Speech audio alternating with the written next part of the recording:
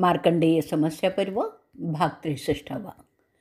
वैशंपायन जनमेजयाला सांगत असतात की तो गुणी राजा युधिष्ठिर ते नीती आणि धर्मशास्त्रावरील विवेचन ऐकल्यावर तो मार्कंडेयांना विचारतो, अहो ऋषी, मला समजत नाही की अग्निदेव स्वतःला पाण्यात का लपवून ठेवत होते आणि प्राचीन महान तेजस्वी ऋषी अंगिरस स्वतः अग्निदेवाचं काम का करत होते.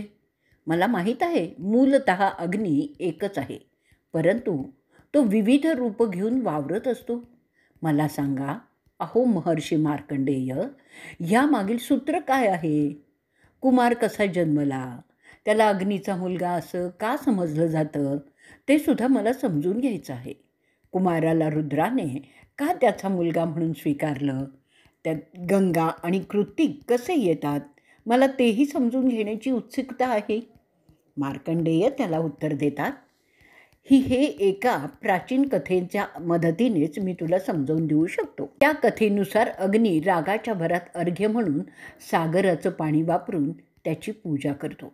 त्यावेळी आदरणीय ऋषी अंगिरस अग्नीचं रूप घेऊन त्या तेजांनी ते जगातील अंधार नाहीसा करतात. हे सगळं फार प्राचीन काळी घडलेलं होतं. महान ऋषी अंगिरसांनी त्यांच्या मठात बसून मोठी तपस्या केली. त्या तपस्येमुळे ते अग्नीपेक्षाही जास्त श्रेष्ठ झाले होते. त्या अवस्थेत ते सगळ्या जगाला प्रकाश देत होते. त्या सुमाराला अग्निदेवसुद्धा तपस्या करत होते. त्याला अंगिरसाच्या तेजामुळे अस्वस्थता प्राप्त झाली होती. अग्नीला समजत नव्हतं आता काय करावं. तो अग्निदेव मनाची समजूत करून घेतो की ब्रह्माने आणखीन एक अग्निदेव उत्पन्न केला असावा. मी तपस्या करत असल्यामुळे तो दुसरा अग्नी माझ्या जागी त्यांनी नेमलेला असावा. तो समजतो की आता माझी गरज उरलेली नाही. तरीही तो ठरवतो की तो त्याचं अग्निदेव म्हणून जे स्थान पूर्वापार चालू आहे ते सोडणार नाही. स्वतःची योग्यता तो पुन्हा प्रस्थापित करण्यासाठी काहीतरी करण्याचा चंग बांधतो. अग्निदेव अंगिरसाचं तेज पाहत असतो. थोडंसं घाबरत तो अग्निदेव अंगिरसाच्या जवळ जातो. त्याला पाहून अंगिरस त्याला म्हणतात, अरे होताशनी, तू जितक्या लवकर तुझं प्रभुत्व सिद्ध करशील तेवढं मला बरं वाटेल. तुला प्रथम ब्रह्माने उत्पन्न केलं आहे जीवसृष्टीला ऊर्जा देण्यासाठी, तेव्हा तुझा अधिकार पहिला आहे हे मी मान्य करतो. ब्रह्माने तुला तीनही जगातील अंधार संपवण्यासाठीच प्रथम उत्पन्न केलेलं आहे हे सुद्धा मी जाणतो. म्हणून तू त्वरित तुझी तपस्या संपवून तुझं काम करण्यास सज्ज हो. त्यावर अग्निदेव त्याला म्हणतो, माझं नाव आता तुझ्या येण्याने खराब झालेलं आहे. आता तूच जगाचा अग्निदेव झालेला आहेस. लोक तुलाच अग्निदेव म्हणून समजतील आणि मला मात्र विसरून जातील. मी माझं देवत्वाचा त्याग करणार आहे. त्यामुळे तू प्रमुख अग्निदेव असशील आणि मी तुझ्यानंतर प्रजापत्यक अग्नी म्हणून असेल. ते ऐकल्यावर अंगिरस त्याला म्हणतात, अहो अग्निदेव, आपण सदैवच जगाचे ऊर्जास्थान राहणार आहात आणि मला तुमचा ज्येष्ठ मुलगा म्हणून स्थान द्यावं, कारण तेच उचित ठरेल. मार्कंडेय त्यावर सांगतायत. ते अंगिरसाचं ऐकून अग्निदेव त्याला त्याच्या मुलाचा दर्जा देतात. अंगिरसाला एक पुत्र असतो ज्याचं नाव आहे बृहस्पती. त्याची माहिती सगळ्याच देवांना होती. देवांनी त्या गोष्टीची चौकशी केली आणि त्यांच्या या नात्याला सगळ्यांनीच मान्यता दिली. त्यानुसार कर्मकांडातील 4 अग्नी कोणते त्याची माहिती मी तुला आता सांगतो. अग्निदेवांचं मुख झालं आणि सगळे विधी त्याच्याद्वारा करायचे म्हणून होम करणं तो प्रथम अग्नी. कुमार कार्तिकेय हा त्याचा मुलगा म्हणून तो दुसरा अग्नी. तिसरा अग्नी देवांना वाहिलेलं अर्घ्य त्यांच्याकडे पोचवणारा तिसरा आणि वेदात असलेला चौथा, असं ते 4 अग्नी तयार झाले. अशा रीतीने मार्कंडेय समस्या पर्वाचा 63वा भाग इथे संपलेला आहे. भाग 64. मार्कंडेय ऋषी पुढे सांगत असतात की अंगिरस जो ब्रह्माचा तिसरा मुलगा होता. त्याची एक पत्नी होती, तिचं नाव शुभा. तुला अरे राजा युधिष्ठिरा माहीत आहे का की त्यांना किती मुलं होती ते. त्यांचा एक मुलगा बृहस्पती. तो अतिशय प्रेमळ स्वभावाचा आणि बलशालीही होता. त्याची प्रज्ञा विलक्षण होती. तो सल्लागार म्हणून तर फार ख्यातनामही होता. भानुमती ही त्याची पहिली मुलगी होती. ती सगळ्या त्याच्या मुलात अतिशय सुंदर होती. अंगिरसाची दुसरी मुलगी होती. तिचं नाव रागा होतं. रागा म्हणजे प्रेम. तिला असं नाव ठेवलं होतं कारण तिला सगळ्याच प्राणीमात्रांबद्दलचं प्रेम होतं. शिनीवली त्याच्या तिसऱ्या कन्येचं नाव. शिनीवलीचं शरीर असं सडपातळ होतं की ती कधी दिसायची तर कधी दिसायचे नाही. त्यासाठी तिची तुलना नेहमीच रुद्राच्या मुलीशी केली जात असे. अर्चिष्मती त्याच्या चौथ्या कन्येचं नाव. त्याच्या पाचव्या कन्येचं नाव होतं हविष्मती. तसं नाव ठेवण्याचं कारण ती होमात दिलेलं हवन स्वीकारत असे. अंगिरसाच्या सहाव्या कन्येचं नाव महिष्मती, पवित्रा.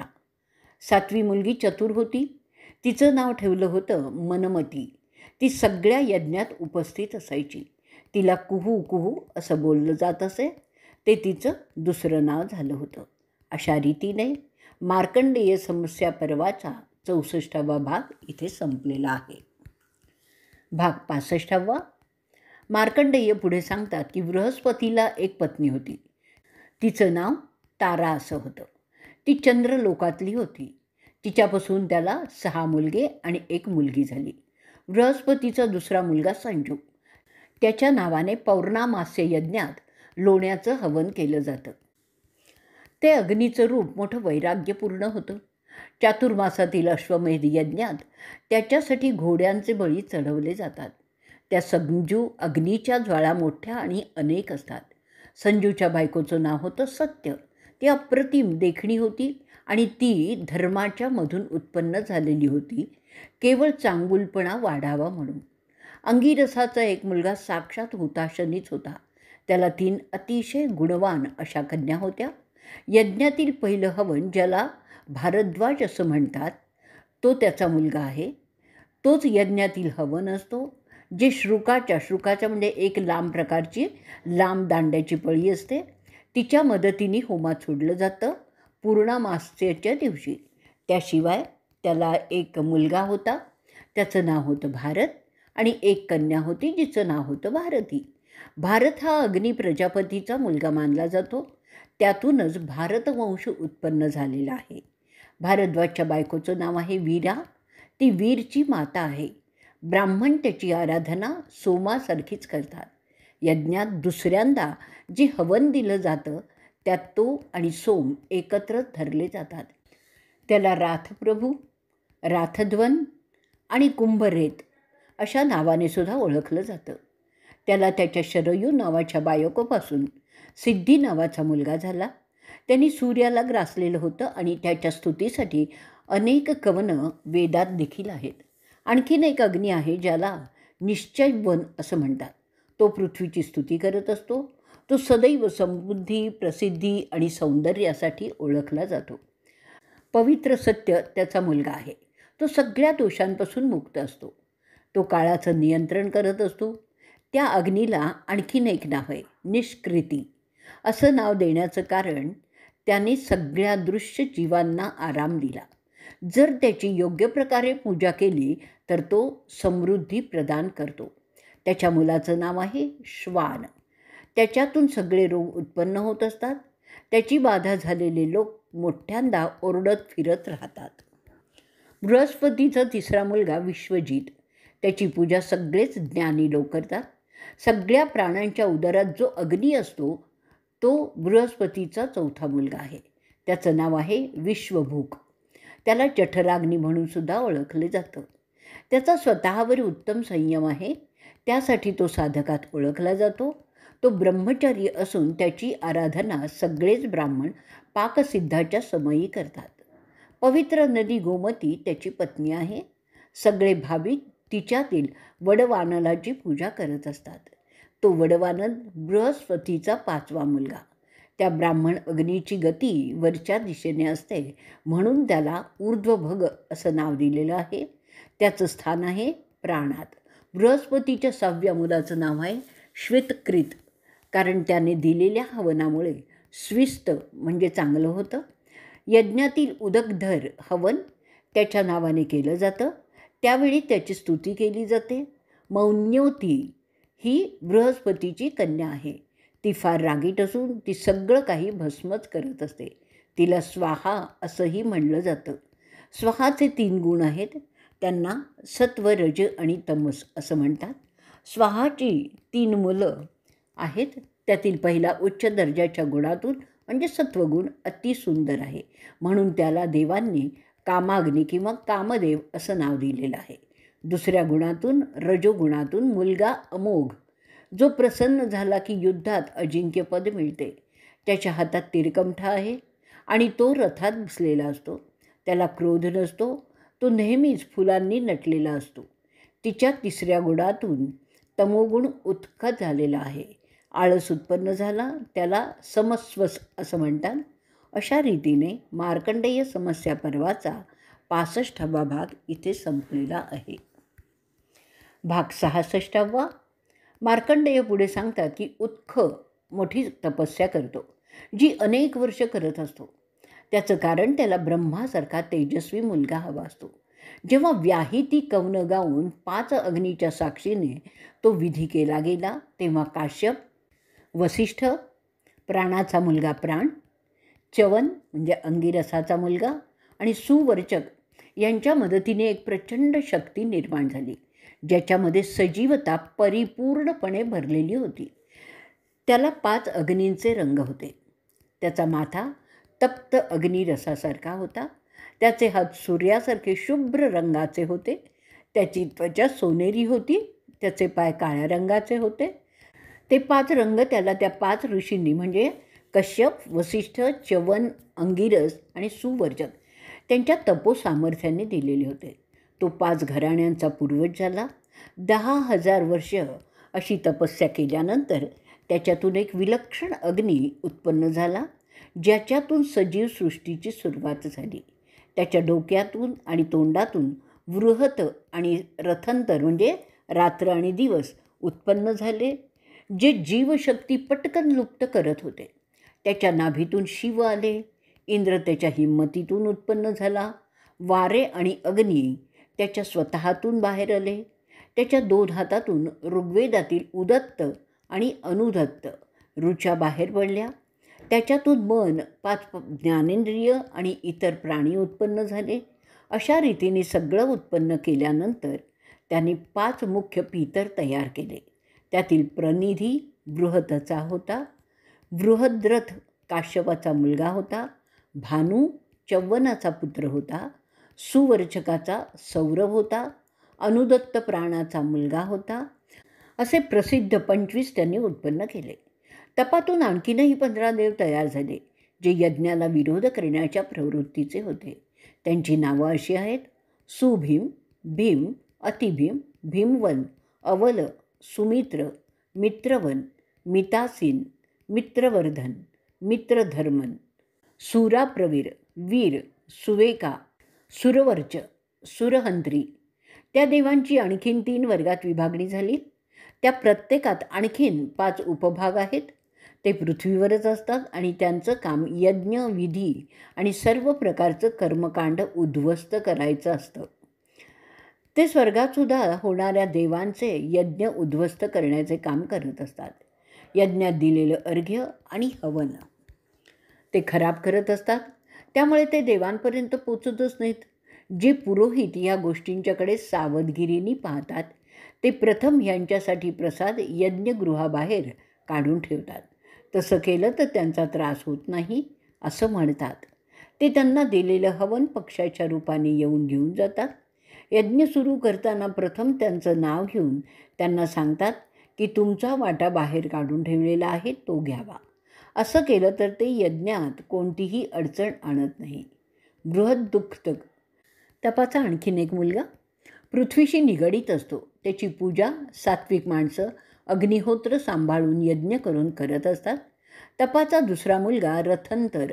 त्याला द्यायचं हवन मित्रविंदांच्या नावाने करण्याची प्रथा आहे. तप त्याच्या मुलांचं अशा रीतीने स्मरण करणाऱ्यांवर फार प्रसन्न होतो. अशा रीतीने मार्कंडेय समस्या पर्वाचा 66वा भाग इथे संपलेला आहे. भाग 67वा. मार्कंडेय पुढे सांगतात की भरत नावाचा अग्नी अनेक नियमांनी व्रतस्थ होता. त्याच्या अग्नीचं आणखीन एक नाव आहे पुष्पीमतई. असं नाव देण्याचं कारण असं आहे की जर तो संतुष्ट झाला तर तो याचकाच्या प्रगतीला पुष्टी देतो. म्हणून त्याला भरत म्हणजे आनंद देणारा असं नाव झालेलं आहे. तो सगळ्या चराचरांचं सुखच पाहतो, म्हणून त्याला शिव असं सुद्धा म्हणतात. शिव म्हणजे शुभ करणारा, तपाकडून वैराग्याचा, औदासीन्यपूर्वक जीवन वारसा घेतलेला त्या मुलाचं नाव आहे पुरंद. ज्याने तो वैराग्याचा वारसा जतन केलेला होता. तपाला उष्म म्हणून आणखीन एक मुलगा झालेला होता. त्याचा उष्मा सगळ्या पदार्थात जाणवतो. त्यानंतर तपाला तिसरा मुलगा झाला. त्याचं नाव होतं मनु. मनु प्रजापतीला मदतच करत असे. वेदांचा अभ्यास असलेले ब्राह्मण शंभूदेवांची फार स्तुती करतात. त्यानंतर त्या महान अस्वस्थ अग्नीची पूजाही ते करतात. तपातून ऊर्जस्कर अग्नी जो सोन्यासारखा चमकतो त्याला यज्ञात सोमरसाचा प्रसाद द्यावा लागतो, तो आला. सूर्य दिवसभर काम करून थकल्यानंतर त्याचं जे रूप असतं त्याला प्रशांत अग्नी असं म्हणतात. त्यांनी पृथ्वीवर अनेक असुर आणि इतर काही प्राणी निर्माण केले आहेत. अंगिरसाने प्रजापती भानूला तपाच्या मदतीने उत्पन्न केलेलं आहे. त्याला ब्राह्मण बृहद्भानू असं म्हणतात. भानूचं लग्न सुप्रजाशी झालेलं होतं, जी सूर्याची कन्या आहे.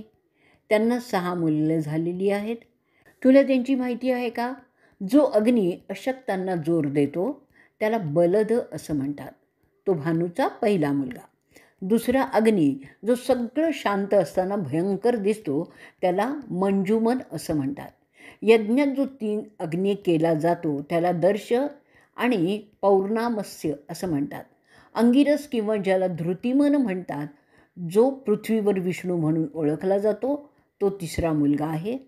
त्यानंतर ज्या अग्नीला अग्रायन अर्घ्य दिलं जातं त्याला अग्रायन अग्नी म्हणतात, तो चौथा मुलगा आला. त्यानंतर 5वा अग्रह, जो सगळ्या अर्घ्यांचा मूळ समजला जातो. चातुर्मासात दररोज ते दिलं जातात. स्तुव हा त्याचा 6वा मुलगा. निशा मनुच्या पत्नीचं नाव आहे. ज्या मनुला भानू असं सुद्धा म्हणतात. तिच्यापासून एक कन्या त्याला झाली आहे. 2 अग्निशोम आणि 5 दुसरे अग्निदेव. यांना सुद्धा तिनेच जन्म दिला आहे. तो तेजस्वी अग्निदेव ज्याची पूजा होते, मुख्य देवतेसह पहिलं अर्घ्य देऊन त्याचं नाव आहे विश्वानर. तो सर्वात मोठा अग्निदेव ज्याला देवांचा राजा मानलं जातं, तो आहे विश्वपती. तो मनुचा दुसरा मुलगा. मनुच्या कन्येचं नाव आहे स्वस्तिका, कारण तिला अर्घ्य दिल्यामुळे यजमानाला मोठं श्रेय प्राप्त होतं. ती असं सांगतात की हिरण्यकश्यपूची मुलगी होती. ती एक प्रजापती असं मानलं जातं. ह्या ठिकाणी जी नाती सांगितलेली आहेत ती सांकेतिक आहेत, कारण ह्यातील कोणीही माणसं नाही आहेत. त्या सगळ्या शक्ती आहेत, म्हणून ते ध्यानात घेऊनच आपण वाचावं. असो, हिरण्यकश्यपू असुर होता. आणखीन एक अग्नी आहे ज्याचं स्थान असतं प्रत्येक प्राणीमात्रात, त्यामुळे ते जगत असतात. त्यांचं नाव आहे संहिता. त्याच्यामुळे रचना, संकल्पना इत्यादी तयार होतात आणि विविध ध्वनी उत्पन्न होत असतात. आता सांगतो त्या महान अग्नीबद्दल ज्याचं नाव आहे कपिल. त्याच्यामुळे कर्मसिद्धी होत असते, ज्याचा मार्ग काळ्या आणि पांढऱ्या डागाने दाखवला जातो. तो इतरांना जरी कर्मसिद्धी देत असला आणि स्वतः मात्र निष्कर्म आहे. त्याला सगळे ऋषी कपिल मुनी म्हणूनच ओळखतात. असं समजतात की त्याने सांख्य विचार मांडले आणि विश्वाचं कोडं सोडवण्याची दिशाही दिली, ज्याच्या माध्यमातून सामान्य दैवी शक्ती अर्घ्य स्वीकारतात आणि त्या अग्नीला अग्रणी असं म्हणतात. यज्ञातील अग्निहोत्रात जे दोष वाऱ्याच्या हालचालीमुळे निर्माण होतात त्यांचं निराकरण करण्यासाठी अष्टकपल विधी करतात. त्याची देवता असते सूची. जर दक्षिणेकडून वारा आला तर त्याच्या दोषाचं निराकरण करण्यासाठी जो विधी सांगितलेला आहे तो आहे विती. जर निवेश अग्नी देवाग्नीच्या मध्ये आला तर अष्टकपल विधी सूची करून करावा. त्यामुळे ते दोष नाहीसे होतात. जर नित्य अग्निहोत्राला ऋतुस्नान स्त्रीने अनवधानाने स्पर्श केला तर पुन्हा अष्टकपाल विधी करावा लागतो. अग्निदस्युन्यू चेतवून जर ते विधी करत असताना कोणाच्या मृत्यूची वार्ता सांगितली गेली तर अष्टकपाल विधी सुरमन अग्नीला चेतवून करावा. जो अग्निहोत्री काही कारणामुळे अर्घ्य आणि हवन करू शकत नसेल तर उत्तर दिशेचा अग्नी चेतवून प्रायश्चित्त करावं. ज्या ब्राह्मणांनी दर्श आणि पौर्णामास्य विधी केलेले आहेत त्यांनी त्यातील चुकीच्या निराकारणार्थ अष्टकपाल विधी पतिकृत अग्नी चेतवूनच करावा. जर घरातील सामान्य अग्नीचा संबंध पवित्र अग्नीशी आला तर त्याच्या निराकारणार्थ अष्टकपाल विधी अग्निमन चेतवूनच करावा. अशा रीतीने समस्या पर्वाचा 67वा भाग इथे संपलेला आहे. भाग 68. मार्कंडेय सांगतात की अग्नी स्वाहाची लाडकी बायको मुदिता पाण्यात राहत असते. स्वाहा जो आकाश आणि पृथ्वी यांचा कार्यवाह आहे त्याला एक अतिशय पवित्र अग्नी मुदितापासून होतो. त्याचं नाव आहे अदवंत. ज्ञानी ब्राह्मण असं धरतात की हा अदवंत सगळ्या चराचराचाच कारक आहे. तो सगळ्या पंचमहाभूतांचा स्वामी आहे. तो अग्नी गृहपती या नावाने सर्वत्र यज्ञात पूजला जातो. अभूत अग्नी स्वाहाचा मुलगा जो सर्वात श्रेष्ठ असून तो आकाश आणि पाणी यांचा कार्यवाह आहे. त्याचा मुलगा भरत अग्नी प्रेतांना भस्मीभूत करतो. त्याचं अग्निस्तोम यज्ञातील कार्यनियत म्हणून ओळखलं जातं. जेव्हा यज्ञात नियत येतो तेव्हा स्वाहा समुद्रात लपून बसतो, कारण त्याला नियतीच्या स्पर्शाने भ्रष्ट व्हायचं नसतं. एकदा सगळे देव त्याला शोधत होते.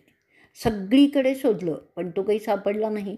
परंतु अथर्वणला अग्नी पाहतो आणि सांगतो, अरे मर्द्या, तू देवांना अर्घ्य दे माझ्या वतीने, कारण मी ते देऊ शकत नाही. माझी शक्ती कमी झालेली आहे, माझ्यावर कृपा कर. असं सांगून अग्नी दुसरीकडे कुठेतरी निघून जातो. परंतु त्याची लपण्याची जागा फिनी लोकांना समजते आणि ते समजल्यावर अग्नी त्या लोकांना शाप देतो. तो म्हणतो, तुम्हाला सगळ्या प्रकारचे प्राणी भक्ष करतील. त्यानंतर ते अर्घ्य वाहून नेणारा अग्नी अथर्वनास आधी सांगितल्याप्रमाणे म्हणतो. त्याप्रमाणे देव अथर्वनाकडून अर्घ्याची अपेक्षा करत राहतात. परंतु तो न करता त्याचं रूप टाकून देतो आणि मग पृथ्वीच्या पोटात घुसतो. पृथ्वीच्या संपर्कात आल्यामुळे त्याच्यापासून विविध प्रकारचे धातू तयार होतात. त्याच्या पुवातून अनेक प्रकारचे वास आणि ऊर्जा निर्माण होते. त्याच्या हाडातून सुगंधी राळ देणारे वृक्ष उपजले. त्याच्या कफातून काच तयार झाली. त्याच्या पित्तातून रत्न तयार झाले. त्याच्या यकृतातून लोह धातू तयार झाला. सगळं जग या 3 गोष्टींचंच बनलेलं आहे, लाकूड, दगड आणि लोखंड. त्याच्या नखातून ढगं निघाली. त्याच्या नसातून प्रवाळ तयार झाले. इतर धातू त्याच्या शरीराच्या इतर भागातून आले. अशा रीतीने त्याचं शरीर कामात आल्यामुळे तो सर्वस्वी अध्यात्मात मग्न झाला. त्याच्या तपस्येची तुलना भृगू आणि अंगिरसाच्या तपस्येशीच करावी लागेल. त्या तपस्येमुळे तो आणखीनच भडकून निघाला. परंतु पुन्हा जेव्हा तो अथर्वनाला पाहतो त्याला त्याची पाण्यातली जागा आठवतो. त्याच्या पुन्हा पाण्यात जाण्याने सगळं जग हादरून जातं. ते जग पुन्हा अथर्वनाकडे संरक्षणासाठी पाहतं. सगळे देव आणि इतर सगळे अथर्वनाची पूजा करायला लागतात. अथर्वन सगळी दुनिया शोधतो अग्नीसाठी, पण तो काही सापडत नाही. अखेरीला त्याला अग्नी सापडतो आणि तो पुन्हा जग निर्माण करण्यास सुरुवात करतो.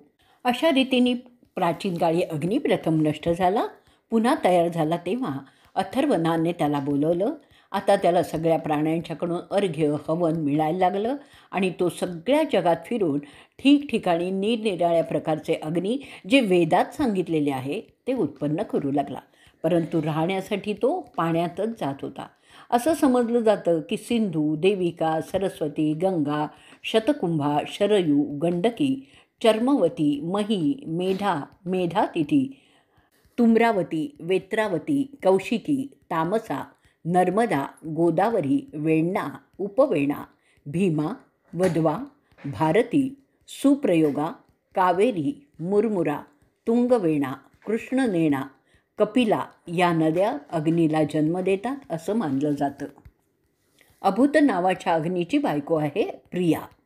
विभू त्याचा ज्येष्ठ मुलगा आहे. जेवढे विविध अग्नी आत्तापर्यंत मी सांगितले त्या प्रत्येकासाठी सोमयज्ञ करायचा असतात. ते सगळे अत्रीच्या कुळातील आहेत असं समजलं जातं. असं समजतात की ऋषी अत्रींनी त्यांना त्यांच्या विचारांनी उत्पन्न केलेलं आहे. जगाच्या वाढीसाठी त्यांनी ते तसं केलेलं आहे. म्हणून अग्नीला ब्राह्मण समजलं जातं. मी तुला अग्नीच्या जन्माची माहिती सांगितली. ते सगळे विलक्षण शक्तिमान आहेत. त्यांच्या इतकी ऊर्जा कशातही नसते. अग्नी तमस म्हणजे अंधार संपवतो. त्यांची क्षमता अभूत अग्नीसारखीच आहे, ज्याचा उल्लेख वेदात आहे. कारण तत्वतः ते सगळे अग्नी एकाच कुळाचे आहेत. अंगिरसाच्या अंगातून ज्योतिषतोम यज्ञाप्रमाणे ते सगळे अग्नी प्रकार निघालेले आहेत. हे सगळे अग्नी देवांच्याकडे यज्ञात दिलेलं हवन आणि अर्घ्य पोचवण्याचं काम करत असतात. आणि अशा रीतीने मार्कंडेय समस्या पर्वाचा 68वा भाग इथे संपलेला आहे. भाग 69. मार्कंडेय पुढे सांगतायत की अरे कुरुवंशाच्या निष्पाप राजा, मी तुला अग्नीच्या विविध कुळांची माहिती सांगितलेली आहे. आता तुला सांगतो कार्तिकेयाची उत्पत्ती कशी झाली. तो शक्तिमान विलक्षण प्रसिद्ध असलेला अभूता मुलगा, ज्याचा जन्म ब्रह्मर्षींच्या बायकांपासून झालेला आहे. फार प्राचीन काळी जेव्हा देव आणि असुर एकमेकांशी सतत लढत होते, त्या लढ्यात देव नेहमीच पराजित होत असत.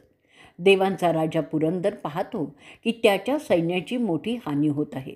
मग तो ठरवतो की असा बलाढ्य योद्धा मिळवला पाहिजे जो असुरांना पराजित करू शकेल. त्यासाठी तो मानस पर्वताकडे चिंतन करण्यासाठी जातो. तिथे एक चित्ताने चिंतन करत असताना त्याला कोण्या बाईंची एक किंकाळी ऐकू येते. ती ओरडून धावा करत असते की कोणीतरी तिला त्या दानवांच्या तावडीतून सोडवेल का. मला कोणी असा पती देईल का की जो माझं अशा दानवांपासून संरक्षण करील. कोणी माझा पती होईल का आणि माझं संरक्षण करील का. ते ऐकून पुरंदर तिला विचारतो, अहो बाई. तेवढ्यात तो पाहतो की एक दानव ज्याचं नाव आहे केशी, त्याच्या डोक्यावर दानवांचा मुकुट होता. त्याच्या हातात गदा होती. तो आकारानं प्रचंड मोठा होता. त्यांनी त्या बाईचा हात पकडलेला होता आणि इंद्र त्याला म्हणतो, अरे केशी, तू या बाईला का त्रास देतोयस. तुला माहीत आहे ना की मी देवांचा राजा आहे आणि मी तुला आज्ञा करतो की तू तिला त्वरित सोडून दे. तुला माहीत आहे माझ्याकडे एक वज्र आहे ज्याच्यापुढे काहीही टिकत नाही. त्यावर छद्मीपणाने हसत केशी त्याला म्हणतो, अरे वसवा, माझ्या वाटेला तू येऊ नकोस.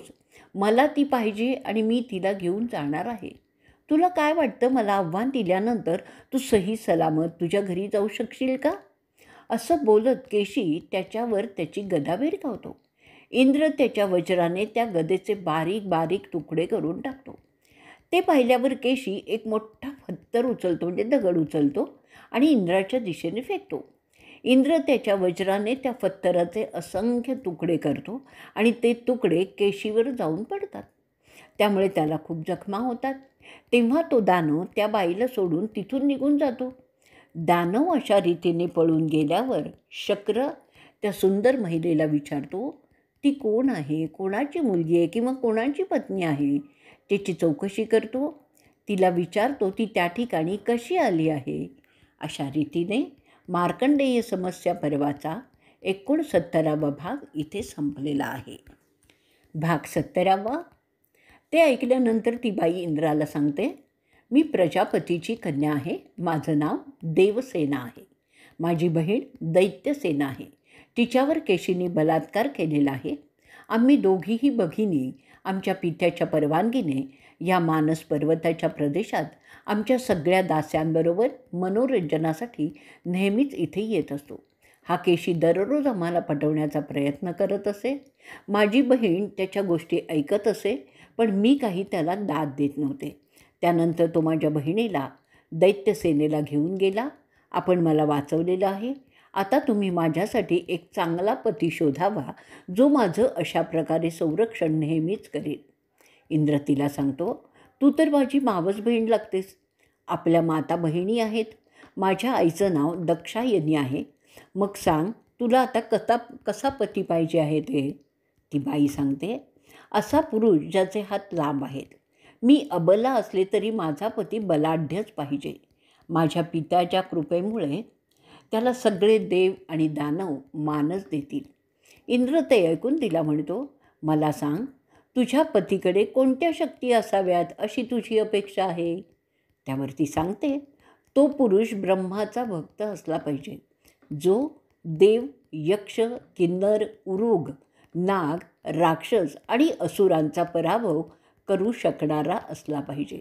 सगळ्या पापी दैत्यांचा नाश करणाराच तो असला पाहिजे. तुझ्यासह सगळ्या तिन्ही जगाचा पराभव करणारा असा तो असावा, अशी माझी अपेक्षा आहे. तिचं हे सगळं बोलणं ऐकल्यावर इंद्राला काळजी वाटायला लागते आणि तो विचार करायला लागतो. तो तिला सांगतो, आजपर्यंत मला असा कोणीही असल्याचं वाटत नाही आहे. तेवढ्यात तो पाहतं की सूर्य उदयन डोंगरापलीकडून उगवत आहे. त्याचवेळी चंद्रसुद्धा पलीकडून उगवत होता. तो अमावस्येचा चंद्र उगवत होता. त्याचवेळी तो पाहतो की देव आणि असुर त्या उदयन डोंगराच्या भागात चढलढत होते. तो पाहत होता की सकाळचे संधी किरण तिथे असलेल्या ढगाने लाल रंगाने रंगवत होते. त्याला हेही दिसतं की वरुणाचं घरं लाल रंगाने चमकत आहेत. तो पाहतो की अग्निदेव वेदातील कवनं जी भृगू आणि अंगिरसांनी रचलेली आहेत ते गात सूर्याला अर्घ्य देत सूर्याच्या मंडलात प्रवेश करीत होता.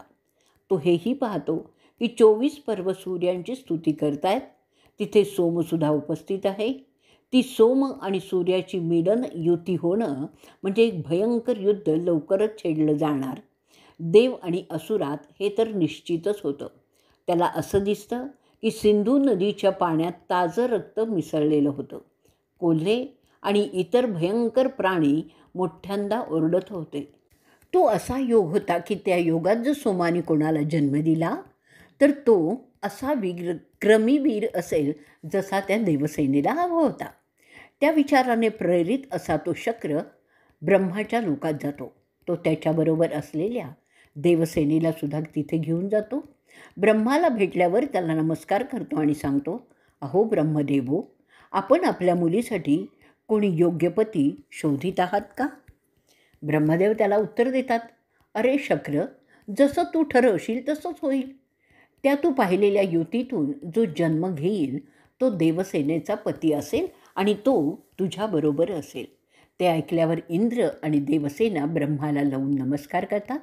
तिथून ते दोघेही त्या जागी जातात जिथे महर्षी वसिष्ठ, अत्री इत्यादी होते.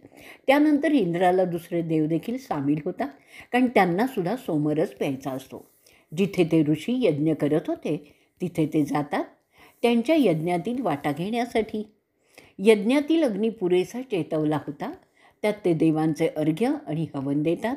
त्यावेळी योग्य मंत्रोच्चारण करत तो विधी संपन्न होतो. त्यावेळी ती युती मोकळी होते. कोणीही बोलत नाही असं मौन ते सांभाळतात. अरे राजा, तो विधीपूर्वक पूजलेला अग्नी ते स्वर्गातील देवांना अर्पण करतात. त्यासाठी अभूत अग्नी ते करण्यासाठी खास मंत्रोच्चार करून आमंत्रित केलेला असतो. तो सगळा विधी आटोपल्यानंतर तो अभूत अग्नी ऋषींच्या बायका त्यांच्या घरात झोपलेल्या पाहतो. त्यांचं सौंदर्य पाहून त्याची नियत बिघडते. त्याला माहीत असतं की त्याच्या मनात असे विचार येणं योग्य नाही आहे. तो स्वतःशीच बोलतो, त्या सगळ्या ऋषींच्या बायका शुद्ध आहेत. त्यांचा विचार करणं अयोग्य आहे. मी त्यांची अभिलाषा करणं उचित नाही. त्यांना स्पर्श करण्याचा विचार करणं हे सुद्धा अयोग्य आहे. परंतु तो ठरवतो की तो त्यांना पाहण्यासाठी अस्वस्थ झालेला आहे. त्यावर अभूत अग्नी ठरवतो की तो त्यांच्या घरातील गृहपत्य अग्नी बनून त्यांच्या घरात राहील. मार्कंडेय सांगतात, तो अशा रीतीने गृहपत्य अग्नी बनून त्यांना त्यांच्या ज्वाळांनी स्पर्श करीत असे. त्यातच तो समाधान मानत होता. तसा तो बराच काळ त्यांच्यातच राहत होता. त्यामुळे त्याची त्या बायकांबद्दलची वासना वाढत होती. त्यामुळे तो सतत अस्वस्थ राहत असे. शेवटी त्याला त्या वासनेचा नाश करण्यासाठी तो वनात जातो. त्या सुमारात दक्षची मुलगी स्वाह त्याच्या प्रेमात पडलेली असते. स्वाहा त्याला घेण्यासाठी सतत प्रयत्न करत असते. ती त्यावेळेची वाट पाहत असते जेव्हा ती त्याला तिचं प्रेम दाखवू शकेल. परंतु ती निष्पाप कन्या तो क्षण पकडू शकत नव्हती. तिला कळत होतं की आता अभूत वनात गेला आहे, तेव्हा तीसुद्धा तिथे जाण्याचा विचार करते. तिला तिच्या प्रेमभंगाची कल्पना असल्याने ती ठरवते की तिने त्यापैकी कोण्या ऋषीपत्नींचं सोंग घेऊन त्याला मागणी घालावी. ती समजते की तसं केल्यामुळे दोघांचंही काम होईल. आणि अशा रीतीने मार्कंडेय समस्या पर्वाचा 70वा भाग इथे संपलेला आहे.